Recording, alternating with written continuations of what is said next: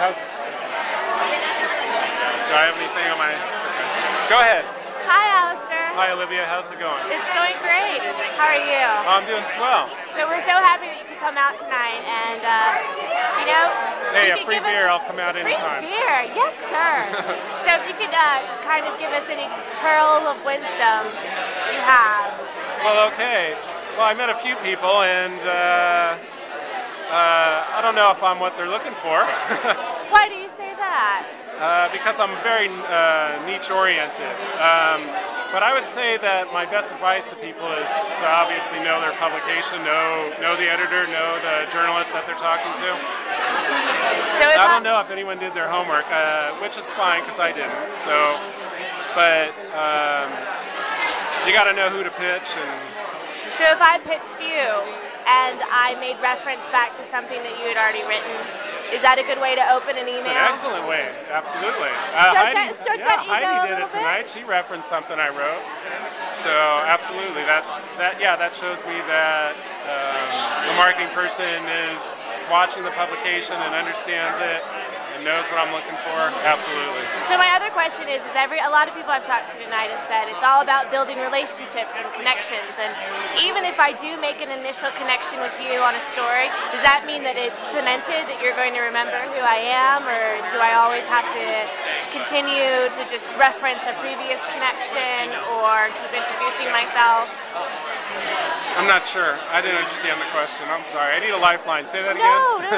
My question is say that we do have an interaction, an email exchange. Oh, got it. And we make the quote-unquote connection that everyone talks about, between media and PR. Got it. And so that happens, and then months down the line, I want to connect with you again about another product. Would you actually remember me or place value on that previous connection? Yeah, absolutely, yeah. Meeting someone face-to-face is... It's worth its weight in gold, absolutely. So what about through email? If the interaction occurred just through email? I live by email all night long. I don't sleep, so you might get an email from me at 3 in the morning. What? So the same thing applies if I wanted to reach out to you months down the road after an initial exchange. Absolutely. You would remember me, and that would really value I would remember you, Olivia. Well, thanks, Alastair. And my other question is, everyone has been talking, they have all their Twitter avatars on their badges tonight. Pitching via Twitter. Yeah. Does that work just as well as email? Yes and no. It all depends. And it depends on how complicated the story is. I did get a very complicated pitch, not from someone here, but someone on the East Coast on Twitter, and it wasn't working.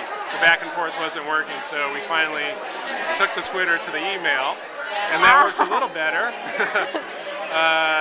And then I forwarded it to a reporter, and hopefully there's a phone conversation involved somewhere down the line. So you build medium on medium. That was an unusual case. Yes. Yeah, we just kept piling it on. We went from 140 characters to email to a phone call, hopefully. But I think it can work. I think Twitter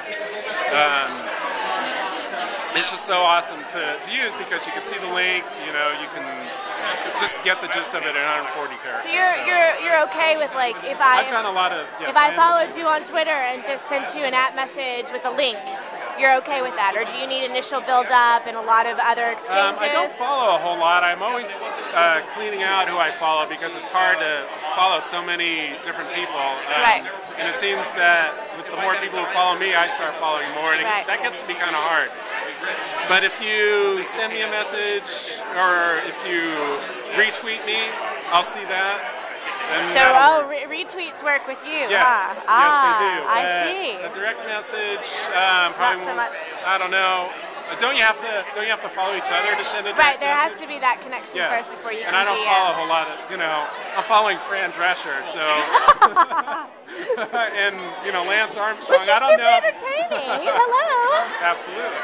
So and she's running for Congress or a Senate position. So. I wouldn't be surprised. So that's the best way to use Twitter. But I've gotten a lot of good I wouldn't say story ideas, but online post from Twitter. So my other question is, if I follow you on Twitter and you look me up, and you see that I'm following thousands upon thousands of people, is that like an automatic? No. Because then you would just be one of 20,000, one of 25,000. No, that doesn't bother me. That doesn't bother you? No. What do you call that? A twit stalker? But if I were to do that, what would you call that? There's a Facebook stalker and a Twitter stalker? Is that what? If I were to look at all those thousands of... A twalker? I don't know. I don't know. No, that doesn't bother me.